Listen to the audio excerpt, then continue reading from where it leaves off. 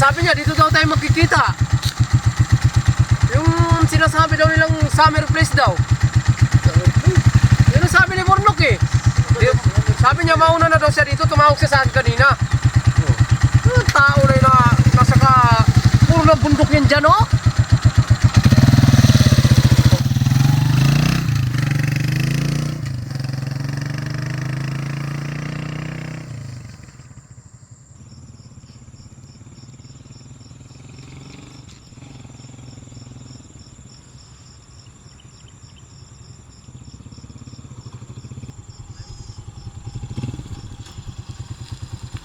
Maubusan na lang tayo ng gas nito, Sparkle. Hindi pa natin makita yung Bornok na yan.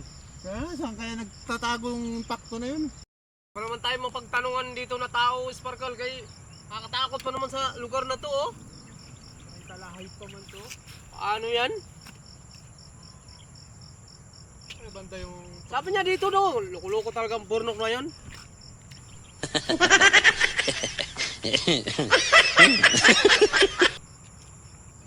Yun nga, may hita. Anong ita? Hoy, dito sa Pampanga, Sparkle, wag mo silang tawagin na ita. Ano ba tawag? Nagagalit sila. Ang tawag sa nila, kaputol. Kaputol. Oo, Sa amin kasi, hita kasi tawag doon sa amin kaputol ang tawag dyan. Tawagin natin, tanungin natin. Mabuti pa nga.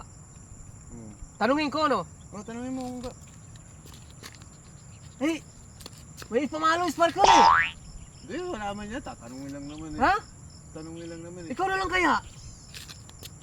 Ikaw na lang. Kapatid! Oo, pwede ho kayo magtanong?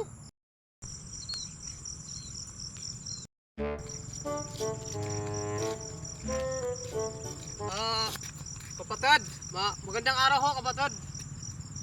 Meron ho kami sinanap na taong maliit. Sabi niya, dito kayo magkikita.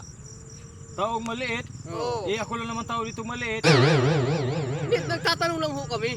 Ano yung pangalan? Hindi ko ho alam eh. Kapatid eh. Ang sabi niya, dito daw kayo magkikita.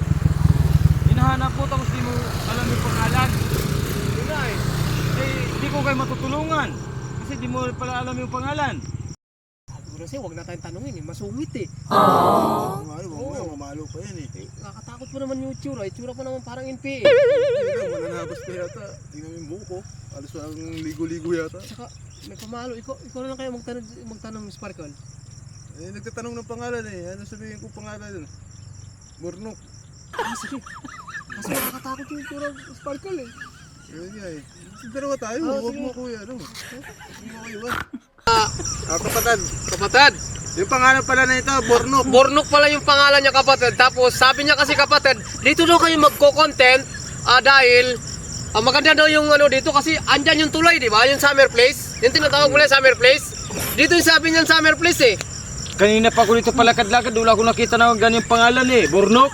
Oo. Dami nang dumadaan rito pero wala ko nakakilalang Bornok pangalan eh. Bornok. Pero, kapatid, napakagwapo nyo pala. Matagal na.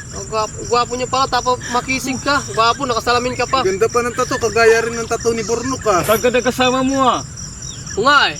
Pag pinalo ko dito yan, liliit yan. Wag po, kapatid, mabait po yan siya, kapatid.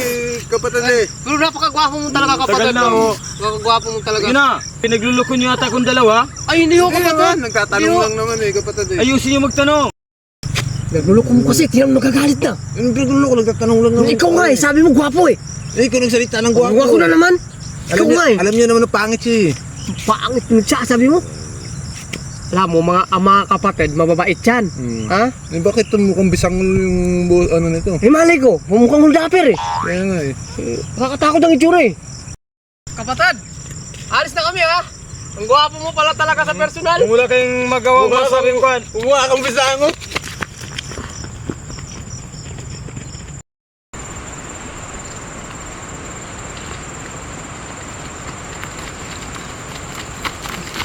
Dali lang, Sparkle, pagod na ako. Dali.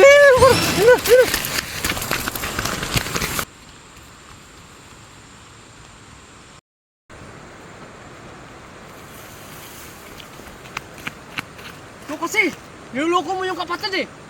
Ayoko eh, sinabihan mo ko si Pogi-Pogi. Ikaw nga eh. Sino mo yung nangyari sa atin? Hinabol tayo. Hindi tayo titigilan nun. Tandaanan mo. Sinabihan ko lang ng mukhang bisangot yung mukha eh. Ano mo pinagsasabi mo? Bisangot na bisangot. Magkagalit yan sila. Hindi ka tawag sa amin eh, bisangot eh. Buti, hindi na tayo nabol. Hindi na tayo kabulin nun dito. Ano, hindi na pinasabot sa'yo eh.